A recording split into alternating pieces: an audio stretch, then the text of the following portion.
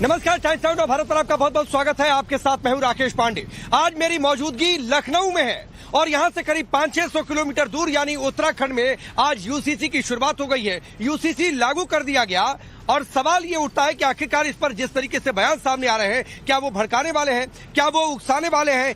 कई कुप्रथाएं जिसमें तलाक, हलाला, इद्दत ये सब बंद हो जाएगा, बहुविवाह बंद हो जाएगा, यानी पति या पत्नी के जीवित रहते दूसरी शादी नहीं हो पाएगी। प्रधानमंत्री मोदी भी पहले कह चुके हैं कि सेकुलर कोड की इस देश को जरूरत है। सवाल है कि सेकुलर कोड आने पर इतना बवाल, इतना हंगामा क्यों है? क्या इसका विरोध तुष्टीकरण की सियासत के लिए हो रहा है? शरीयत की दुहाई क्यों दी जा रही है? तो सवाल ये उठता है कि ये देश संविधान से चलेगा या शरीयत से चलेगा। एक रिपोर्ट आपको दिखाते हैं, उसके बाद इस पर चर्चा।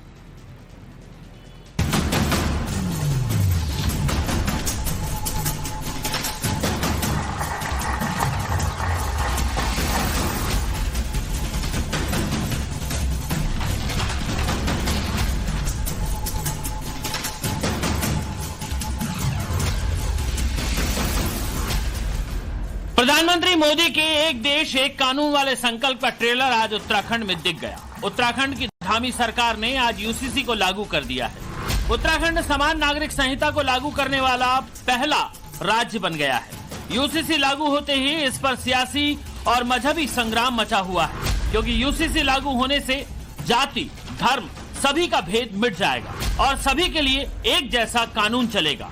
कोई पर्सनल लॉ नहीं चलेगा। उत्तराखंड में यूसीसी लागू होने के बाद अब शादियों का रजिस्ट्रेशन करवाना जरूरी होगा। सभी के लिए तलाक का एक समान नियम होगा। पर्सनल लॉ के नियम लागू नहीं होंगे। हलाला, इद्दत जैसी प्रथाएं बंद होगी। बहुविवाह पर रोक लगेगी। 18 साल से पहले लड़कियों की शादी नहीं की जा सकेगी। दूसरे धर्म के बच्चों को गोद नहीं लिया जा सकेगा। उत्तराधिकार में लड़कियों को लड़कों के बराबर हिस्सा मिलेगा।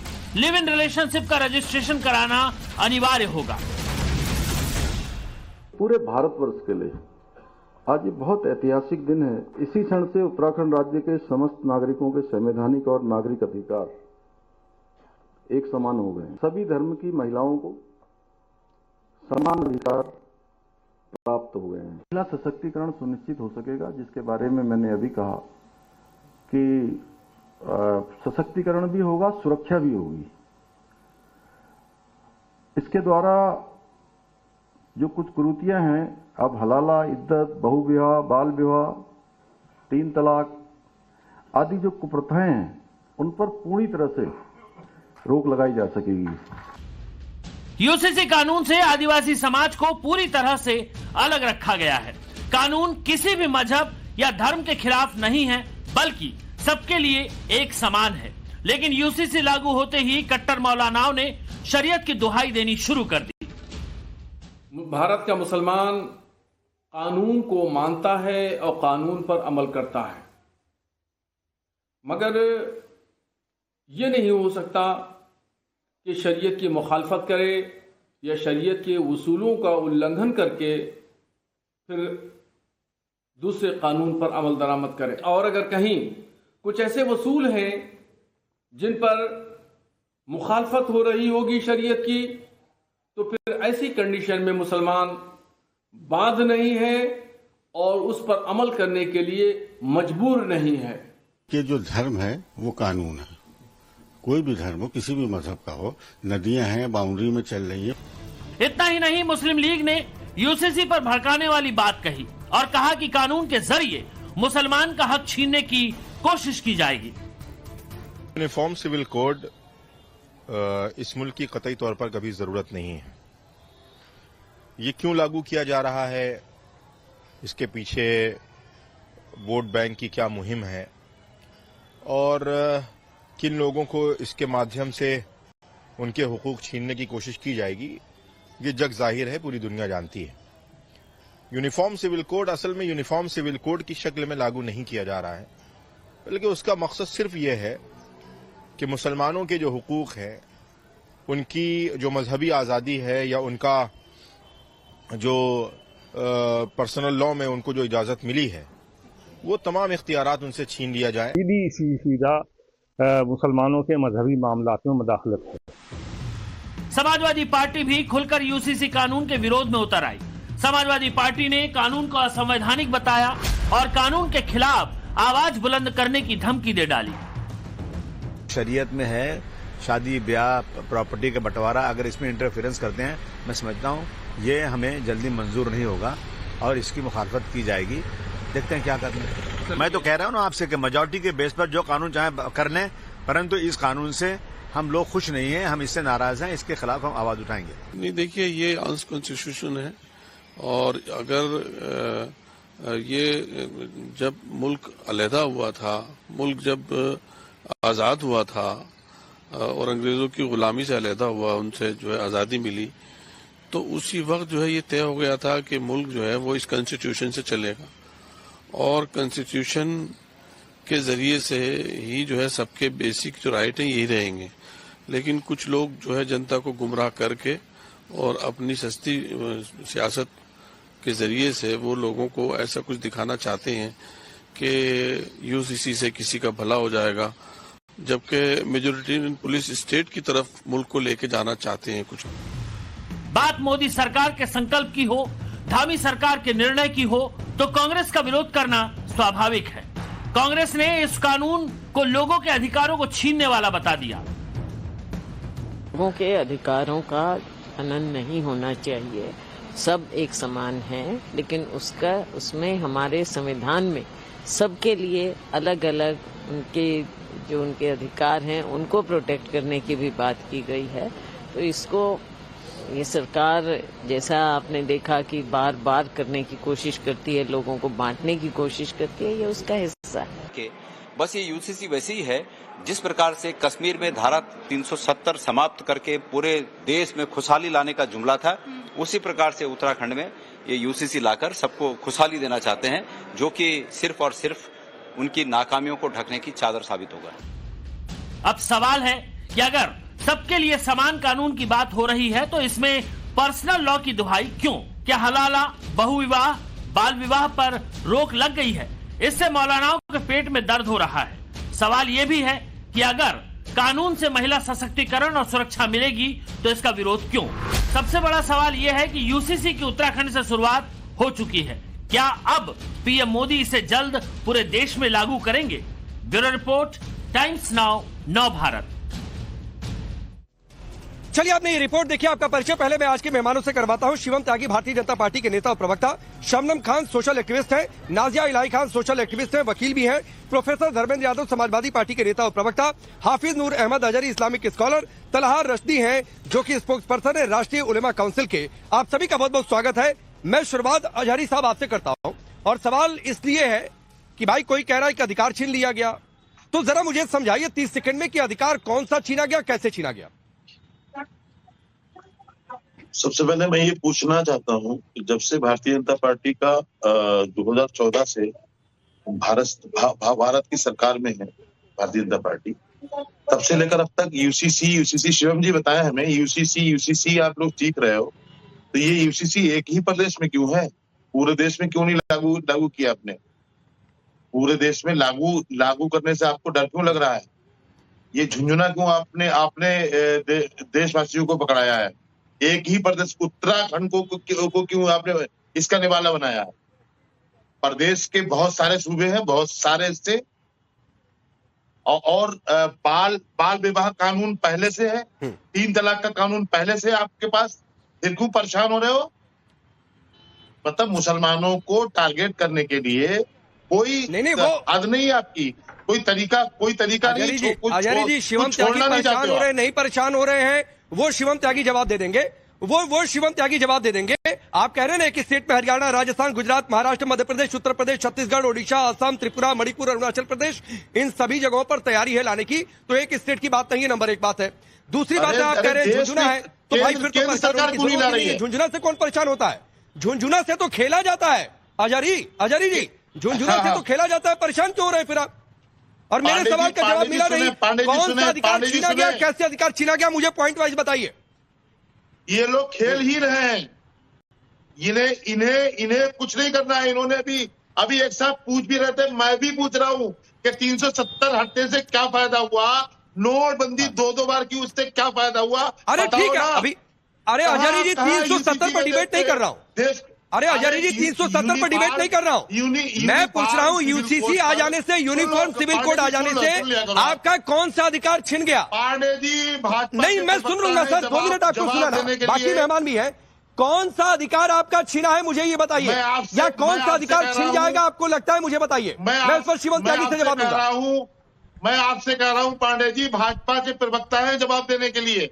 आप भाजपा की नौकरी छोड़िए, न भारत की नौकरी भाई मैं सवाल पूछ रहा हूँ।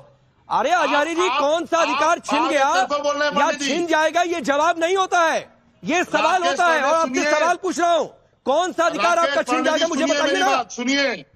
सुनिए, आप इनसे एक बार पूछो ना कि 2 बार नोटबंदी हुई है, जो काला धन है वो कहाँ है, पूछो ना। अरे भाई कौन सा सत्ता से सवाल आचार्य जी, कौन सा अधिकार छिना, कौन सा अधिकार छिन जाएगा? मैं इसके अलावा कुछ नहीं, मैं आपके हक की बात कर रहा हूँ, हक हुकूक की बात कर रहे हैं ना मौलाना।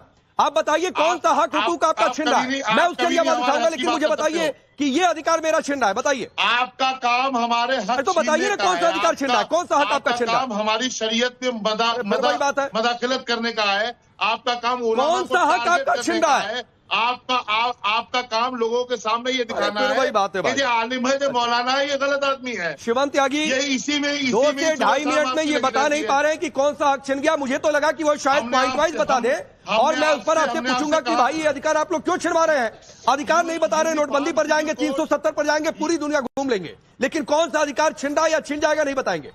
देखिए, मैं सबसे पहले राकेश भाई, मैं आपसे अजहरी भाई हो गया ना, अब आपको 2.5-3 मिनट मिला। मेरा आपसे एक ही कहना है कि जहां तक समान नागरिक संहिता की बात है, इसमें मेजरली 5 चीजें हैं: शादी, तलाक, मेहर की रकम, गोद लेने का अधिकार और इनहेरिटेंस, यानी कि प्रॉपर्टी से रिलेटेड संबंधित इशू। उसके बाद तमाम वो चीजें हैं जो एक सामाजिक जीवन में होनी चाहिए। मैं मानता हूं इनको लेकर कहीं पर भी किसी को कोई किसी तरह की दिक्कत होनी ही नहीं चाहिए। पता नहीं अजहरी इतने क्यों लड़ रहे हैं, कह रहे उत्तराखंड में ही क्यों किया। अरे हिंदुस्तान में इससे पहले गोवा में हुआ, आज पहली बार जो है भारतीय जनता पार्टी की सरकार में अगर खासतौर पर उत्तराखंड में आ रहा है, तो उसके बाद अलग राज्यों में भी आएगा, देश में भी आएगा, सब जगह स्वतंत्र है। क्यों आप चाहते हो इस तरह की चीजें कि शादियों में 4 शादियां हो और तमाम तरह की दिक्कतें हो, बच्चियों को अधिकार ना मिले, 3 तलाक होता रहे, या तमाम तरह की ऐसी चीजें। एक कानून अगर बन रहा है, उसमें इतना नाराज होने की आवश्यकता ही नहीं है। आप क्यों इतना परेशान है भाई? ये तो एक बेसिक बात हो गई। और मैं एक और चीज कहना चाहता हूं, ये इस देश में इस तरह की चीजों की कोई जगह ही नहीं है। अरे इतना चिल्लाना नहीं है, चिल्लाना नहीं है। नहीं तो एक बात बताइए, 2.5 मिनट आपको जब पूछा गया कि आपको क्या दिक्कत है, आप मुझे अच्छा एक चीज बताइए। आप बार बार कह रहे हैं, मेरा आपसे एक सवाल है, मेरा आप नहीं, आप लगातार चिल्लाए, आपसे मेरा एक सवाल है, मुझे ये बताइए यूनिफॉर्म सिविल कोड भारत सरकार क्यों नहीं ला रही है? सवाल भी ले आएगी। आपको राज्य के लाने से इतनी दिक्कत हो रही है तो सोचिए जब भारत सरकार लाएगी तो कितना दर्द होगा आपको। वो तो एजेंडा है, आएगा। ला ही नहीं सकते। आपने लोगों को झुंझुना पकड़ाया। अच्छा, क्यों नहीं ला सकते? क्यों नहीं ला सकते बताइए जरा, क्यों नहीं ला सकते? नहीं ला सकते। क्यों बताओ ना। अरे बताओ ना क्यों नहीं ला सकते? सुनिए, रुकिए, चूंकि आज मेहमान ज्यादा है, रुकिए, अभी आज मेहमान ज्यादा है, तो मैं एक बार सबके पास चला जाता हूँ, और जानबूझकर हमने गेस्ट लिस्ट थोड़ी लंबी चौड़ी रखी कि थोड़ा सा ज्यादा विचार आ जाए। अब रुकिए, मैं फिनिश कर दे रहा हूँ। हाँ बोलिए, 10 सेकंड और लीजिए। मैं सिर्फ एक चीज कहना चाहता हूँ, राज्य में आया है, भारतीय जनता पार्टी के राज्य में आया है, शुरुआत बेहद शानदार हुई है। आने वाले समय में और राज्य भी इसको अप्लाई करेंगे, और साथ साथ केंद्र सरकार भी इस पर काम कर रही है, वो तो हमारा एजेंडा ही है। लेकिन मैं एक तरीके से फिर से कहना चाहता हूं कि इससे परेशानी क्या है, दिक्कत क्या है, अगर पॉइंट दर पॉइंट बताएं तो ज्यादा बेहतर होगा। जबरदस्ती चिल्लाने से कि हमारे हक हकूक को दबाया जा रहा है, मुसलमान को दबाया जा रहा है, ये जुमलेबाजी बहुत हुई, इससे कोई लाभ नहीं। नहीं शिवम। अच्छा तलहार रसी, आप बताएंगे कौन सा हक हुकूक छीना गया? भाई बताइए। रुक जाइए अजहरी जी, रुक जाइए भाई, रुकिए, मुझे पॉइंट वाइज बताइए, कोई इधर उधर की बात नहीं। कौन सा हक हुकूक छीना गया, कौन सा अधिकार आपका छिन रहा है इस कानून से, मुझे बताइए। सारा टाइम तो आप ले लेते हो पांडे जी। अरे रुकिए भाई, और मेहमान है, रुक जाइए अजहरी जी, आपसे शुरू किया ना मैंने, रुक जाइए, अब तलहार रसी को बोलने दीजिए। जी शुक्रिया राकेश जी। सबसे पहले तो मैं तमाम पैनलिस्ट और आपकी जनता को आदाब कहता हूँ। दूसरी बात, जो यूनिफॉर्म सिविल कोड आप कह रहे हैं, सबसे पहली बात कि यूनिफॉर्म सिविल कोड का मतलब क्या होता है? यूनिफॉर्म सिविल कोड का मतलब ये होता है कि ऐसा कानून जो सब पे बराबर होता हो, धर्म और जाति के भेदभाव से अलग, सबके लिए विरासत, शादी ब्याह और तलाक के मामला सबके लिए बराबर होते हैं। पर अगर आप देखें यूसीसी जो उत्तराखंड में लाया गया है, ये यूसीसी के नाम पर एक मजाक है, पोलराइजेशन और तुष्टीकरण की राजनीति को आगे बढ़ाने के लिए भारतीय जनता पार्टी ने बहुसंख्यक समाज को, अपने वोटरों को, अपने भक्तों को खुश करने के लिए एक झुंझुना थमा दिया भारतीय जनता पार्टी ने। आप देखिए कि अगर मैं आपसे सवाल करता हूं, भारतीय जनता पार्टी के पैनलिस्ट से, उनके प्रवक्ता से पूछता हूं, सरकार से पूछता हूं कि अगर आपने यूनिफॉर्म सिविल कोड लागू किया उत्तराखंड में, आज मुख्यमंत्री जी पोर्टल उसका लागू कर रहे हैं, अपना रजिस्ट्रेशन किया और पूरा मीडिया उसका झुंझुना बजा रही है। सवाल ये है कि अगर आप यूनिफॉर्म सिविल कोड लागू कर रहे हैं तो बेसिकली जो आर्टिकल, जो हिंदुस्तान के कॉन्स्टिट्यूशन में यूनिफॉर्म सिविल कोड का जिक्र है और जो उसकी डेफिनेशन है, वो ये कहती है कि uniform civil code is a uniform civil code that applies for everyone in the cases of marriage, divorce and inheritance. अरे सर सुनिए ना, ये कानूनी और पॉलिटिकल ज्ञान नहीं, प्लीज कानूनी पॉलिटिकल ज्ञान नहीं चाहिए मुझे। एक नहीं, आपने 1.5 मिनट बोला ना, मुझे बताइए कौन सा हक आपका छिन रहा है? ये यूनिफॉर्म सिविल कोड जो संविधान, अभी नाजिया इलाही के पास जाऊंगा, कहाँ कानून में, संविधान में और कहाँ यूनिफॉर्म सिविल कोड लाने की बात हुई है और देश की कौन सी अदालतें कितनी बार कह चुकी हैं, वो सब नाजिया इलाही खान बता देंगी। लेकिन नहीं, हाँ मैं बोलने दे रहा हूँ तला, मुझे नहीं, मैं आपको बोलने दे रहा हूँ, लेकिन अब मेरे सवाल का जवाब दीजिए। और मेरा सवाल है, आपका कौन सा हक छिन रहा है? आपका कौन सा हक छिन रहा है, मुझे बताइए। बता रहा हूँ, सुन लीजिए, बता रहा हूँ, बोलने दीजिए ना, इतना विचलित क्यों है? दीजिए 1 मिनट बोलने दीजिए। बात ये है कि यूनिफॉर्म सिविल, मैं विचलित कहाँ हूं भाई? यूनाइटेड हिंदू यूनाइटेड फैमिली को अलग कर दिया, उससे बुद्ध, जैन, सिख, तमाम लोग हिंदू यूनाइटेड फैमिली। अरे हिंदुओं की चिंता कहाँ कर रहे हैं? ना हिंदू की चिंता मत करिए। आपका कौन सा अधिकार छिन रहा है? तलहार रजदी बतौर मुस्लिम आपका कौन सा अधिकार छिन रहा है, मुझे बताइए। मैं बतौर मुस्लिम यहाँ नहीं बैठा गया हूँ, मैं अपनी पार्टी का प्रवक्ता बनाकर बैठा गया हूँ, मैं पूरे देश की बात करूंगा। आपके कहने पे, आपके झुंझुने पे मैं नहीं चलूंगा। तो बताइए ना, आपकी पार्टी उलेमा काउंसिल है तो मुस्लिमों की बात कर रही है ना भाई, आपके एजेंडा में मुस्लिम है, तो आप बताइए कि मुस्लिमों का कौन सा अधिकार छिन रहा है? असल में मसला ये, सच आप लोगों से बर्दाश्त नहीं हो तो आपके कान सच सुन ही नहीं सकते, इसलिए आप बोलते रहेंगे। मुसलमानों का हित सुनिए, क्या है मुसलमानों का हित? मुसलमानों का हित ये है कि आर्टिकल, भारतीय संविधान का आर्टिकल 25, 29 उन्हें हक देता है कि वो अपने रिलीजियस कल्चरल प्रैक्टिस को अपने धर्म के अनुसार कर सके। मुसलमानों का शादी, मुसलमानों का ब्याह, मुसलमानों का तलाक, मुसलमानों की विरासत उनके धार्मिक अनुष्ठान के भीतर आती है। अरे भाई फिर वही बात है, मतलब आप चाह रहे हैं, नाजिया ये ना तो हजारी जी बता पाए, बौखला जरूर गए, तलहार रजदी तो घूम फिरा कर शादी पर आ ही गए। ये कुल मिलाजुला कर मतलब ये है, रुकिए ना, कुल मिलाजुला कर नाजिया दिक्कत यही कि भाई 4 शादी चाहिए, लड़कियों को संपत्ति में अधिकार देना नहीं है, गुजारा भत्ता मेंटेनेंस देना नहीं है। कुल मिलाकर दिक्कत इसी बात से है, कोई रोक ना लगाए भाई, जो मन आएगा वो करेंगे हम। राकेश जी, मैं चाहूंगी कि जब मैं अपनी बात को रखूं तो जैसे मैं खामोश थी वैसे ही सब कोई खामोश रहेंगे, मेरी बात कंप्लीट होने देंगे। पिछले 13 मिनट से 13.5 मिनट से अंबेडकर साहब के आर्टिकल 44, संविधान के आर्टिकल 44 को जिसको मन चाह रहा है वो झुनझुना बोल दे रहा है। ये मेरे लिए बहुत बड़ा एक डेफेमेशन का एक बहुत बड़ा नोटिस मुझे लगता है कि भेजना चाहिए, जिसने भी हमारे भारत के संविधान के आर्टिकल 44 को झुनझुना बोल करके बेइज्जत करने की कोशिश की है, असंवैधानिक बात रखने की कोशिश की है। बात आती है कि भारत संविधान से चलता है, शरिया से नहीं, और शरिया मनवाने की जो कोई भी कोशिश करना चाह रहा है टिकट तो पाकिस्तान कर ले। अब आती है तीसरी बात, पेट का दर्द कहाँ से स्टार्ट हो रहा है वो सुनना बहुत जरूरी है। पेट का दर्द राकेश जी ऐसा है कि 6 साल की बच्ची में औरत नहीं ढूंढ पाएंगे, नाबालिगा लड़की से निकाह नहीं कर पाएंगे, अपने बेड पर 4 बीवियां नहीं रख पाएंगे, बेटियों को बराबरी का हक नहीं दे पाएंगे, बेटियों को शिक्षण हलाला व बुलंद बसियार के नाम पर बेटियों का सौदा नहीं हो पाएगा, हलाला के नाम पर चाचा ससुर मामा ससुर अपनी ठगबाजी पूरी नहीं कर पाएगा। तो ये सब तो बात है ना राकेश जी, बड़ा भयानक करते हैं आप। घर के अंदर, घर के भीतर तो बेटियों के साथ। अरे अजारी जी रुक जाइए भाई, एक महिला को बोलते हुए नहीं सुन सकते हैं क्या? और खासतौर पर मुस्लिम महिला है तो रुक जाइए, थोड़ी सी इज्जत रखिए, थोड़ा सा सम्मान करिए, और तलहार रजदी आप भी सम्मान रखिए। और कौन मुसलमान, कितना सच्चा मुसलमान, परिभाषा यहाँ मेरे सामने मत तय किया करिए, तो रुक जाइए, अभी बोलने दीजिए नाजिया को। बोलिए नाजिया, अपनी बात पूरी करिए। राकेश जी, तलहा और ये जो अजहरी साहब बैठे हैं, इनको जिब्राइल अलैहिस्सलाम आके चिट्ठी देके गए थे क्या? जिब्राइल अलैहिस्सलाम आए थे या अबू मरतहत आए थे कि नाजिया अच्छी मुसलमान नहीं है, तू बहुत अच्छा मुसलमान है? काहे का मुसलमान? सही से आए थे और सूरतें नहीं पता, हलाला, निकाह, मुक्ता और बसियार के नाम पर घर के भीतर तो बेटियों के साथ अश्लीलता हुई है, वो यूसीसी के माध्यम से बंद होगा।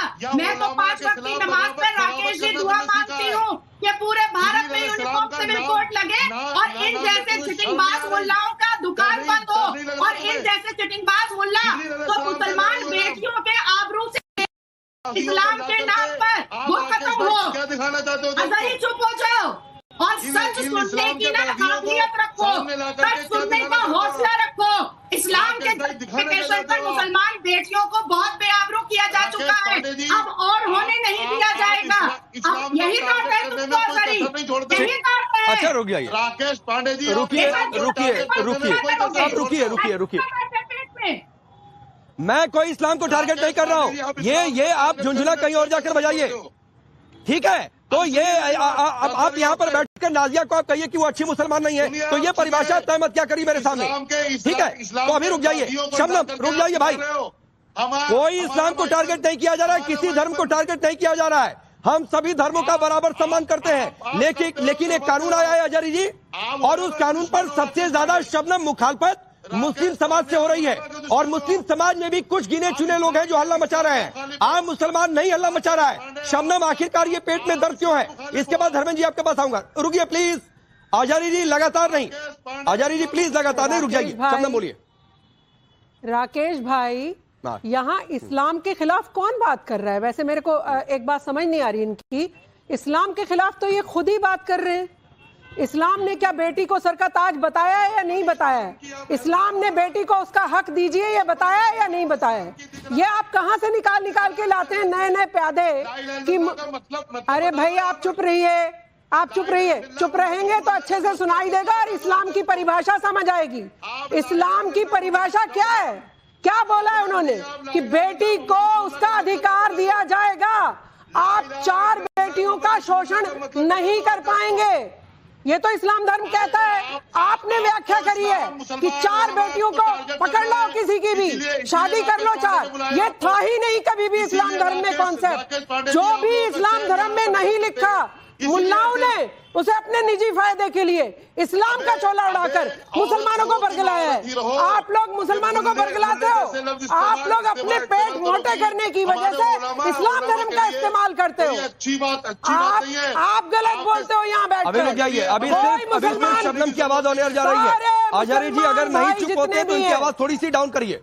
आवाज बंद नहीं करवा रहा हूँ, थोड़ी सी डाउन करिए ताकि शबनम की आवाज के साथ जुड़ना चाहते, देश की मुख्य धारा में आना चाहते। आप लोग कभी नहीं चाहते। आप इस्लाम का नाम ले लेकर मुसलमानों को बरगलाते आ रहे हो, बेटियों का शोषण करवा रहे हो। 13 साल की बेटी से शादी करेंगे, ये किसने चलाया? मुल्लाओं का चलाया हुआ है। कहीं इस्लाम में नहीं लिखा है। किसी भी सूरत को कोट करेंगे और बेटियों के खिलाफ उसे यूज करते हो आप लोग। कोट ही गलत करते हो आप आया सूरत सारी चीजों को गलत कोट करते हो। मेरा चैलेंज है इन मुल्लाओं को, आ जाओ मेरे साथ यहाँ पर बैठकर किसी भी जगह अगर कुरान शरीफ में इनकी आवाज डाउन करिए पहले अजहरी जी, कहीं भी अगर ये अजहरी जी की आवाज डाउन करिए पहले, बेटियों को उनका हक मत दीजिए। आवाज इनकी डाउन करिए, जब कहूंगा तब ऑन एयर करिए। रुक जाइए, ये लगातार बोल रहे हैं, नहीं चुप हो रहे, इनकी आवाज डाउन करिए। सिर्फ शबनम की आवाज। कहाँ लिखा है ये कि 4 औरतों से शादी कर लो, बेटी को उसका हक मत दो? अरे शादियां रजिस्टर्ड होंगी ना, तुम्हारे कच्चे चिट्ठे खुल जाएंगे। 36,000 औरतों से शादियां कर रखी हैं तुमने। किसी गरीब की बेटी को पकड़ रखा है, किसी और को पकड़ रखा है, तुम्हारे कच्चे चिट्ठे खुलने वाले। बस इसका डर है तुम्हें। शबनम रुकिए, अब धर्मेंद्र भाई मैं जानबूझकर आपके पास अब शबनम रुक जाइए। धर्मेंद्र जी मैं जानबूझकर सबसे आखिर में आपके पास आ रहा हूं। आपकी पार्टी भी करिए कि शरीयत में दखल हो रहा है तो भाई गड़बड़ है। मंदिर खुलता है तो भाईचारा खराब हो जाता है, एक कानून बनता है तो शरीयत में दखल हो जा रहा है। ये तुष्टीकरण की इंतहा नहीं है?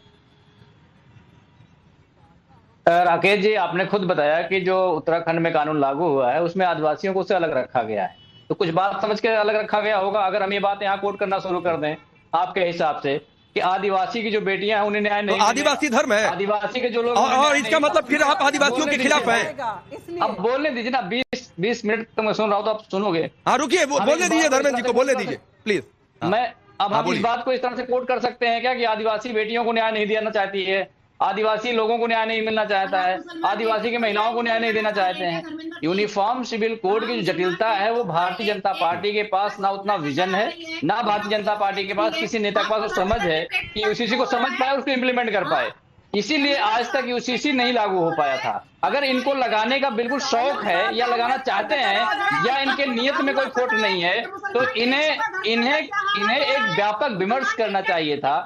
जिस देश में संविधान लागू है, संविधान ने हर धर्म के संरक्षण की बात कही है, उस धर्म के उस देश के संविधान के संवैधानिक जो प्रक्रिया है उसमें आप व्यापक विमर्श करते हैं, इस देश की पार्लियामेंट में रखते हैं। रुकिए नाजिया, रुकिए धर्मेंद्र जी अरे रुकिए प्लीज कोई ना बोले बीच में।